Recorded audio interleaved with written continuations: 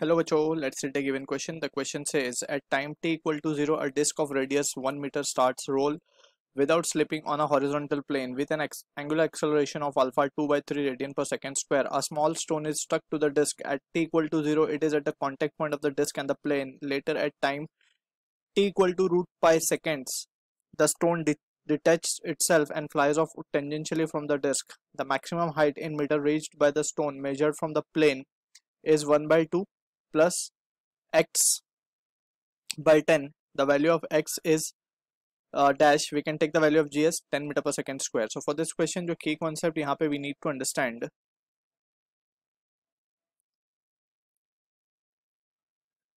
is the concept of pure rolling. तो यहाँ पे बेसिकली प्योर रोलिंग की जब हम बात कर रहे हैं तो हमें पता है कि ये पॉइंट अगर कोई ऑब्जेक्ट प्योर रोल कर रहा है, जैसे फॉर एग्जांपल डिस्क है, ठीक है ना, तो ये कुछ इस तरीके से ऑब्जेक्ट है, कोई भी एक रोलिंग ऑब्जेक्ट हो सकता है ये। तो इसका जो कांटेक्ट पॉइंट है with respect to surface, it has to be at rest, right. तो अगर हम मान ले कि कुछ एंगुलर एक्सेलरेशन अल्फा से रोटेट कर रहा है, राइट, तो हम लिख सकते हैं and it is also been moving with some velocity या फिर एक्सेलरेशन ए, तो हम लिख सकते हैं कि for pure rolling a equals to r alpha needs to be satisfied, ठीक है। अब इसके apart we will along with the question itself will try to analyse it. तो सबसे पहले हम बना लेते हैं सिचुएशन, ये हमारा डिस्क है, तो थोड़ा सा बड़ा बना लेते हैं। Let's say this is our disc,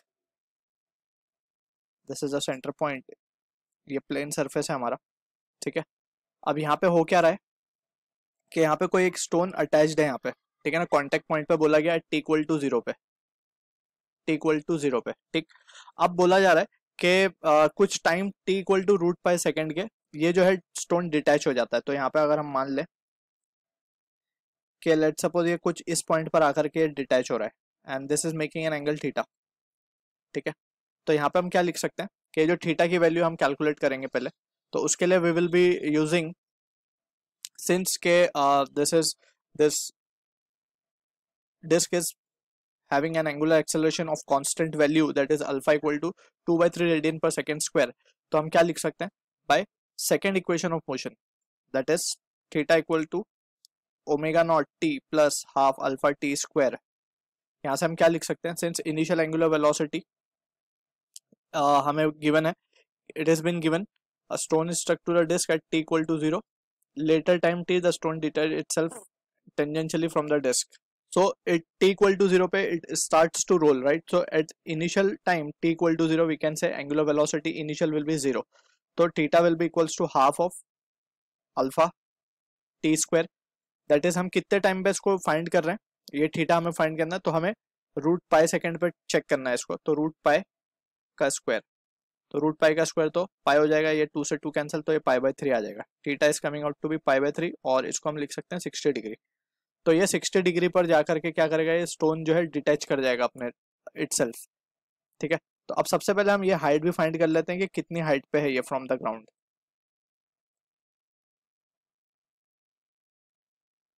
right.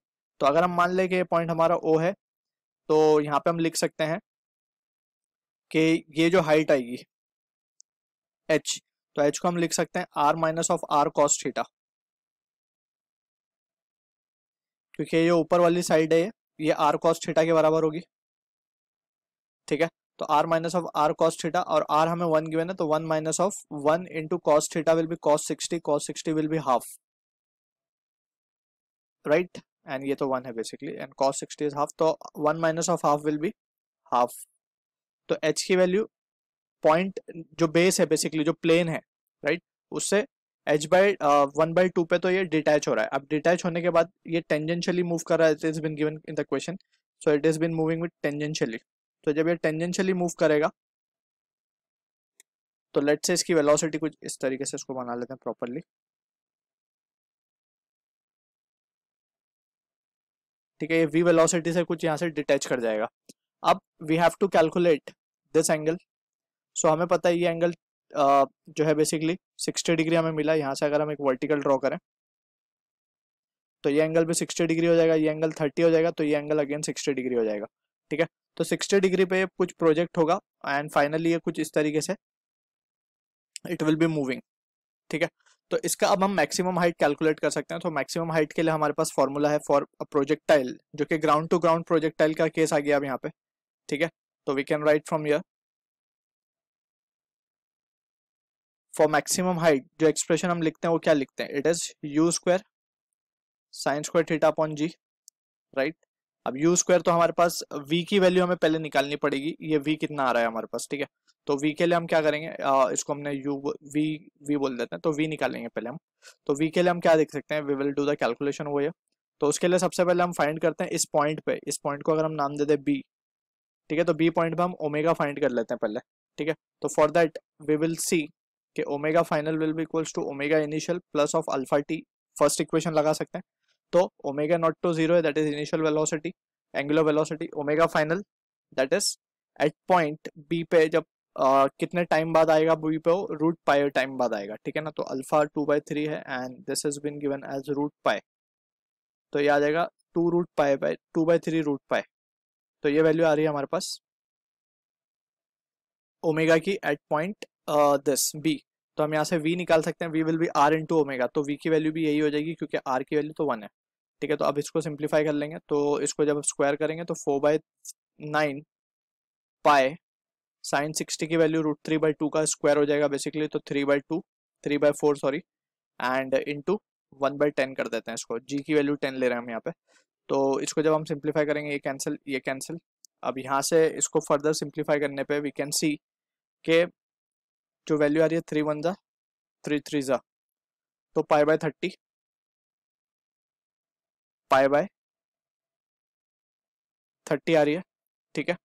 तो जो वैल्यू हमें गिवन है वो है 1+1/2 प्लस x/10, ठीक है। और x की वैल्यू हमें पूछा गया है एंड यहाँ पे in the expression we have missed 2 भी आएगा नीचे, तो इट विल बी 20 हो गया, ठीक है। तो ये हो जाएगा 60 एंड इसको हम इस तरीके से लिख सकते हैं पाई/6 × 10। तो हमें x की वैल्यू ऑन कंपेयरिंग, सबसे पहले तो हम ये देख सकते हैं कि जो मैक्सिमम हाइट या फिर टोटल हाइट जो कि क्वेश्चन में हमसे पूछा गया था फ्रॉम द प्लेन, तो उसको अगर हम कैपिटल H बोल दें तो it will be just 1/2 plus of h max जिसको हमने बोला है, ठीक है। तो ये वैल्यू आएगी हमारे पास 1/2 प्लस ऑफ x/6 × 10। तो अब हम पाई/6 × 10, तो on comparing we can say x की वैल्यू पाई/6 आ रही है, पाई/6। इसको हम लिख सकते हैं 3.14/6, तो x की value comes out to be 0.52. So this is the answer for the question we are getting. I hope you understood the solution. All the best.